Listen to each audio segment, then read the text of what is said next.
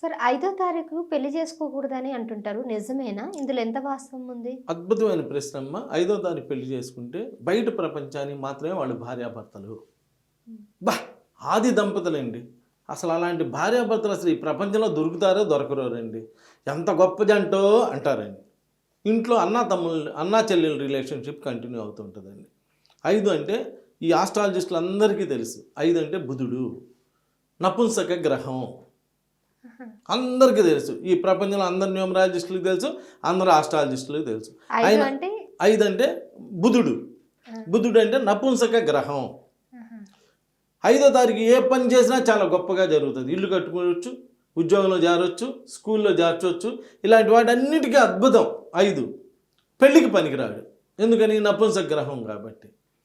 ఈ 5వ తారీఖు పెళ్లి చేసుకున్న వాళ్ళందరూ కూడా నా దగ్గరికి వచ్చి, ఏమండి మా ఆయన చాలా మంచోడండి, మా ఆయనకి 2 లక్షల జీతం అండి, మాకు అన్నీ అలా అన్నీ మంచి ఇల్లు ఉందండి, మంచి అన్నీ ఉన్నాయండి, ఫ్యామిలీ లైఫ్ బాగాలేదండి అని చెప్తుంటారు. శుక్రుడు కదా పెళ్లికి మంచి గ్రహం. శుక్రుడు మంచివాడు, ఈ బుధుడు మంచివాడు కాదు. ఈ 5వ తారీఖు పెళ్లి చేస్తే మరి చాలామంది ఆలోచించాలా పెడతారు కదండి అంటే నేను కాదంటలేదు. వాళ్ళకి తెలియక పెట్టారు. పంతులు గారు ఏం కావాలని పెట్టరు, వీళ్ళ కాపురాలు పాడవాలని ఎవరు అనుకోరు. కానీ వాళ్ళకి తెలియక ముహూర్తం బాగుందని చెప్పి పెడతారు. ఇక్కడ ఓన్లీ ముహూర్తం మాత్రమే చూసుకోవటం కాదు, ముహూర్తం చూసుకోవాలి, నేను కాదంటలా. ముహూర్తంతో పాటు డేట్ కూడా చూసుకోవాలి. ముహూర్తంతో పాటు డేట్ చూసుకోకపోతే 5వ తారీఖు పెళ్ళిళ్ళు చేస్తే మైండ్ మెచ్యూర్ కాని పిల్లలు పుడతారు. ఇప్పుడు ఈ మధ్యలో ఈ పిల్లలందరూ కూడా హైపర్ యాక్టివ్ పిల్లలు అన్నారు. వీళ్ళందరూ 5వ తారీఖు పెళ్ళి అయితేనే పుడతారు. ఊరికినే పుట్టరు ఎక్కడి నుంచి కూడా. మనం చేసే ఫస్ట్ తప్పు, మూలంలో చేసే తప్పే వాటన్నిటికీ రీజన్. మైండ్ మెచ్యూర్ కాని పిల్లలు పుట్టడం, ఈ సరిగ్గా డెవలప్ కాని పిల్లలు పుట్టడం, పుట్టంగానే బాక్సులో పెట్టారంటాం, ఇవన్నీ కూడా వీటికే రీజన్స్.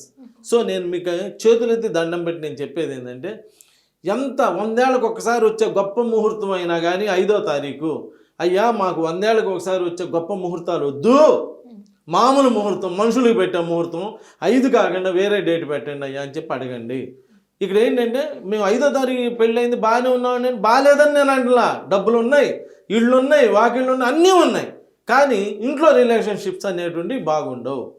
తర్వాత పిల్లలు సరిగ్గా డెవలప్ కారు, తర్వాత పిల్లలు కూడా సరిగ్గా సెటిల్ అవ్వరు. సో 5వ తారీఖును దయచేసి పెళ్ళిళ్ళు చేసుకోమాకండి. Okay, thank you.